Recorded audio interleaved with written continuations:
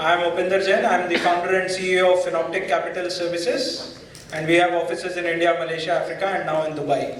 So आज मैं अपनी एक real client की story share करना चाहूँगा, and what we have also learned and what the society also needs to learn. It's not just the investor, but the society around him also needs to learn.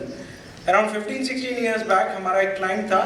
He was working in a very small organization with a salary of only around 8,000 rupees.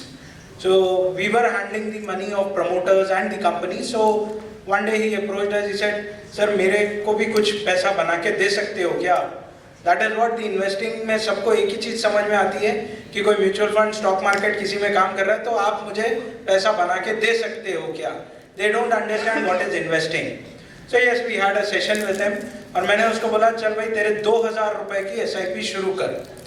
2,000 रुपए की SIP उसने मेरे बोलने पे शुरू करी और उससे मैंने एक ही बात बोली कि आपने इस SIP को बंद बिल्कुल भी नहीं करना है. तो सर ठीक है सर, आपने जैसे बोला वैसे ही करता हूँ मैं.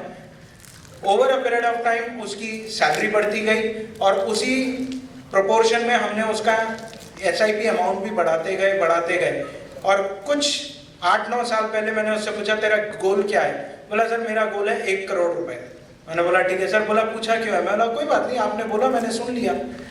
Over a period of time markets ऊपर नीचे गए and there were people in his family who were talking him, who were telling him कि भैया आप तो बड़े बेवकूफ़ निकले, आपने पैसा अगर FD में डाला होता तो स्टॉक मार्केट जब गिरी तब आपका पैसा नीचे नहीं जाता, it would have been stable. But he again उसका भी कंसर्न था. He came back to me. I said stress मत ले, तूने लॉन्ग टर्म के लिए डाला है, स्ट्रेस मत ले और पैसा डालता जा.